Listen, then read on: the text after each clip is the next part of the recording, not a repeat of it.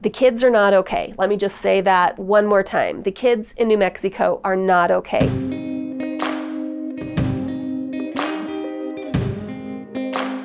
Shelley's been a go-getter since day one. Ever since I've seen her in action, no matter what she was into, she was always giving it her all. So when she started this program, this was right around when CQ was deciding to partner with charities on a regular basis and commit to one. And so we're like, well, it has to be New Mexico Dream Center.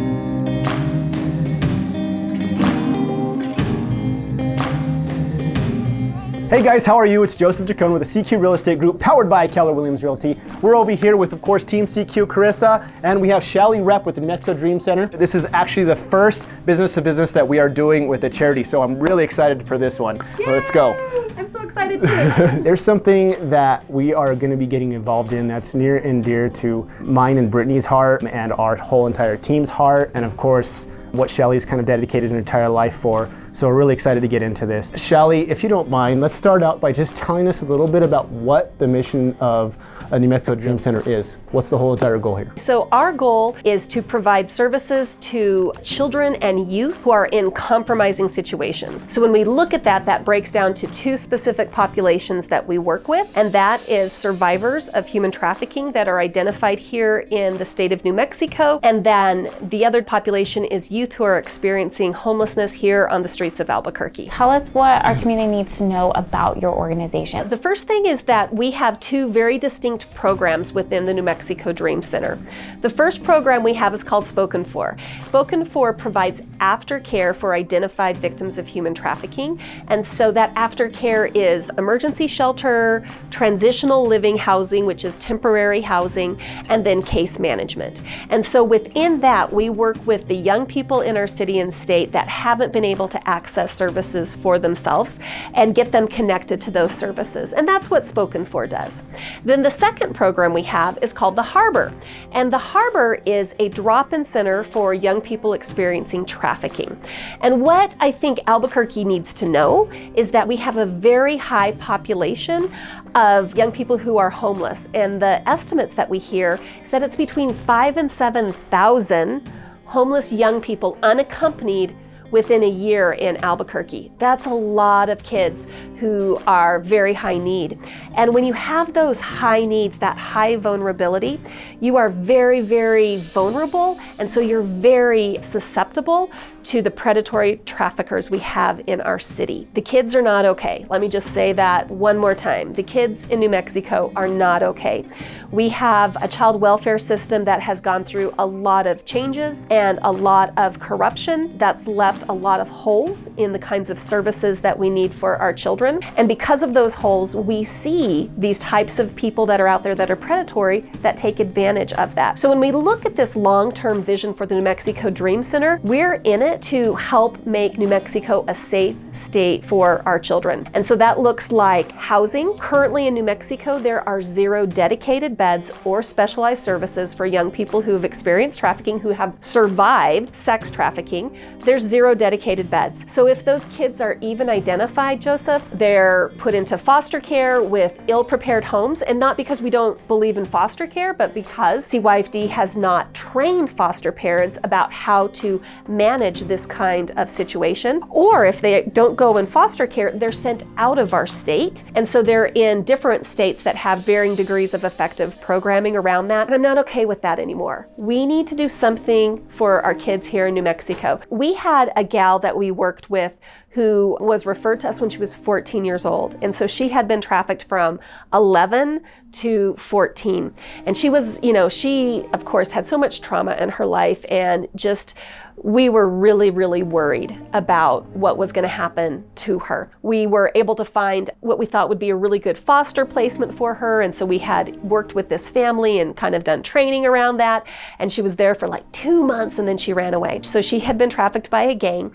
And so she had been found, the gang found her. Like literally she was walking down the street and somebody on the gang had seen her. They called in and they literally like picked her up off the street. She got away and had called out for some help. And so, we picked her up and and started figuring out how can we help this young lady. And so we were able to find another placement that wasn't in Albuquerque. And so she was able to be in like this rural place. And then she turned 18.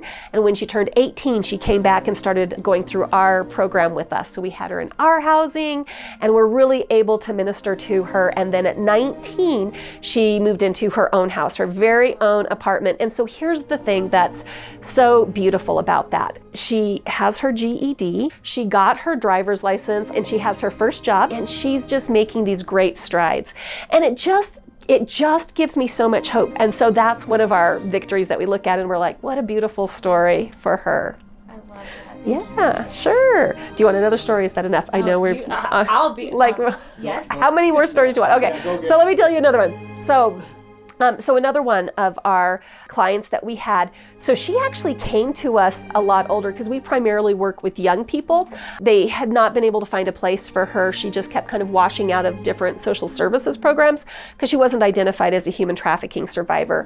And so she finally was identified as that survivor and had been referred to our program. So we're like, okay, well, let's figure it out and see if we can help her, because we generally look again at these younger people. And so when she came to us, she was 34 years old, which is much older than our average age. And so she had been a victim of familial trafficking. So her dad trafficked her and he would take her, I know it's just, a horrific thing to think about, but he would take her in the back of his pickup truck and he would drive around to these little communities and then set up where they could come, and essentially they were raping his daughter over and over and over again. He did that around the United States. So she was trafficked all around the United States. And she had never told anybody about this. She had run away from her dad when she was like 32. And so she'd kind of lived in homeless shelters and was trying to get her wheels under her, just had this really hard time. And she ended up in Albuquerque and again had been in a homeless shelter and then finally was able to get a job. And she just couldn't hold that job. Just the trauma was just so much. So she moved into one of our units for the transitional living program. And, we started working with her. And one of the things we do with all of our clients is we kind of do what's called an individual service plan, where they talk about what their goals and dreams are, and then we make these steps, like how do you get to those goals and dreams? Well, she had this really outrageous dream, which is to reconnect with her daughter. So she had a daughter that was actually part of, the rape of one of those times that she was as a young child. And so she had this daughter. She had tried to keep her daughter with her and then just realized she could not keep her daughter safe when her daughter was about 18 months. And so she connected with like an adoption agency and she gave her daughter up for adoption.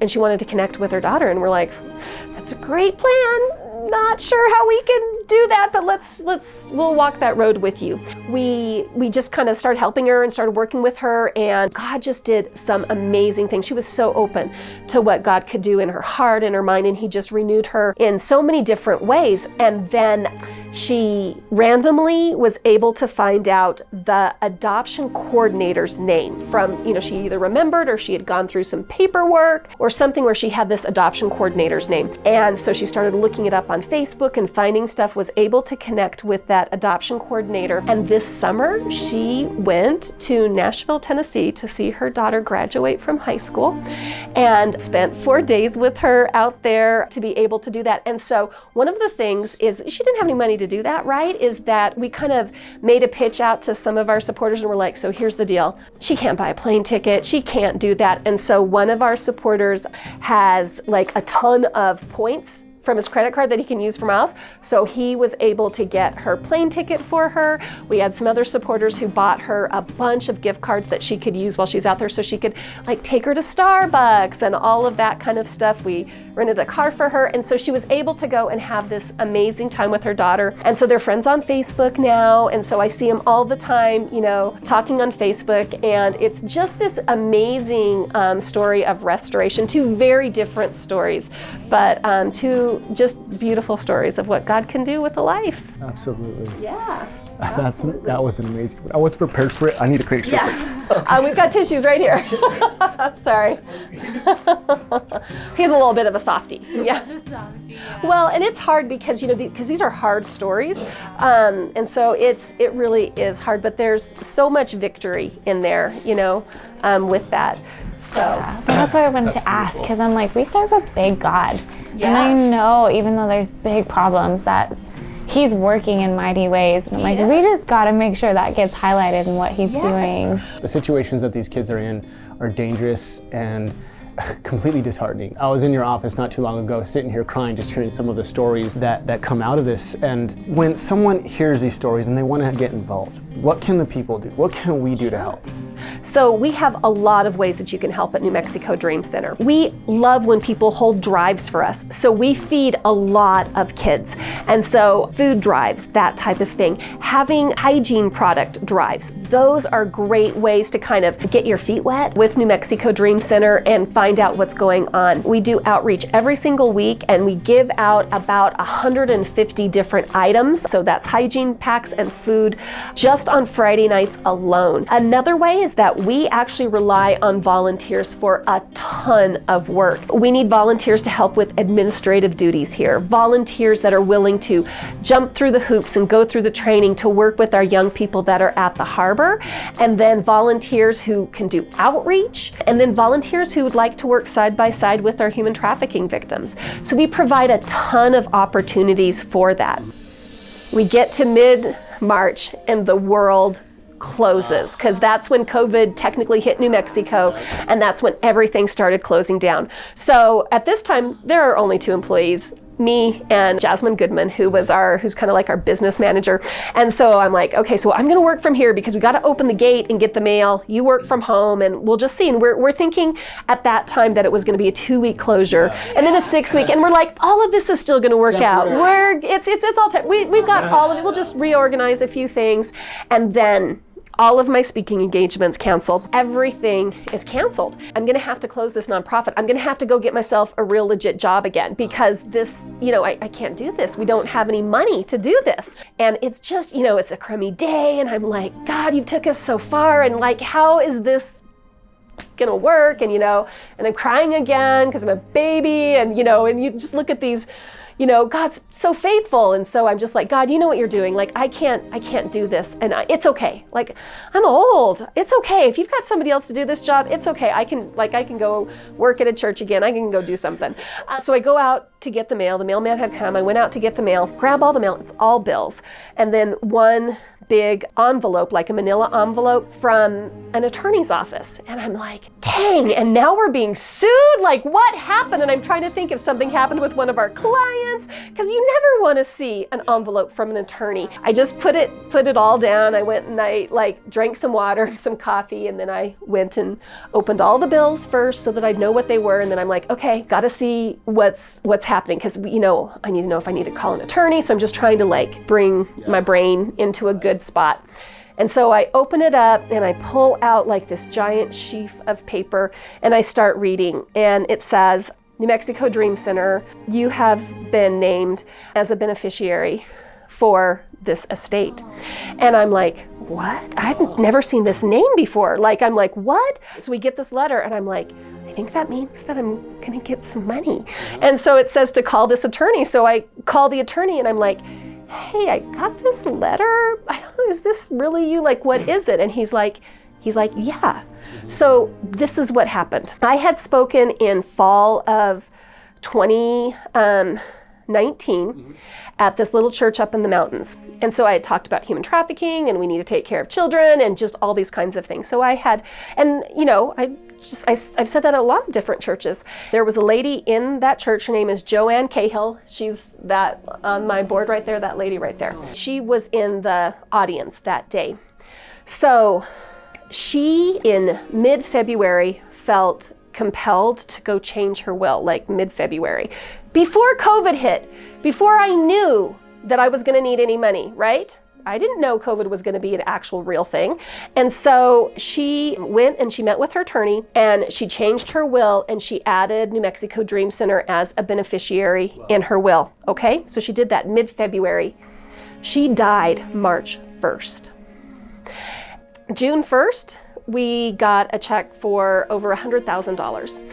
And what that did was that floated us during that whole time during COVID, that we didn't have to close. We got to pay, we still could pay all of the leases, all the rent for our apartments.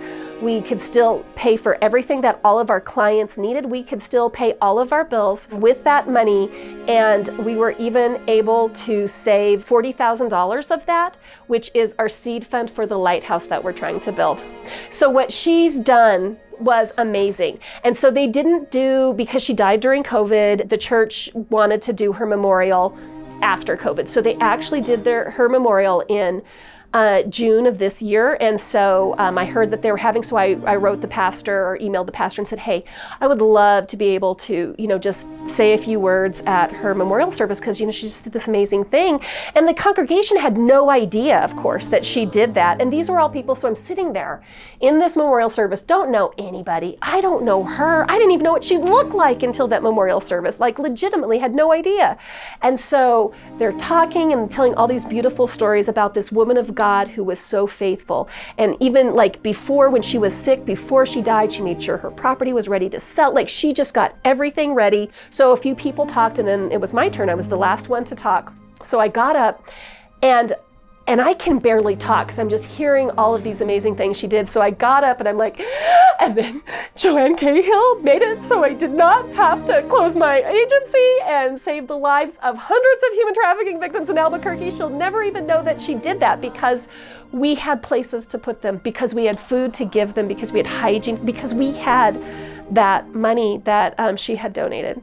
How is that for an amazing God provision story? That's amazing. What God did through you for even going there, and what God did in her heart in order to make that decision. Yep. You're still open here. You're still here. We're still here because of that. That's amazing. And she's provided that seed for what we're doing with the fundraising breakfast that we're having in October, because we feel like we need some beds. Albuquerque doesn't have beds for kids who've been trafficked, and that needs to end.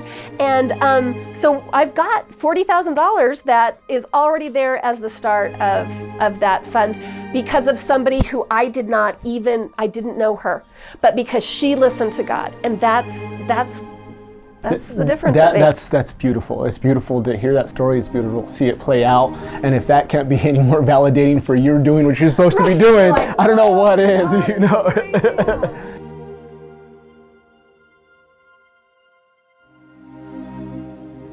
Shelley, thank you so much for your time today and being such an example of your own faith. And I can see just how God's using that to ripple into so many lives around you, and to the women and the children that need someone who had the faith to step up and say yes to God and His crazy big plans and His crazy ways of showing up for us. So thank you so much for what you do. I'm encouraged so much. Thank you, Shelley. So we truly appreciate you. Oh, I appreciate just the opportunity to talk with you guys. Thank you so much. We'll see you, CQ. See you guys. Take care.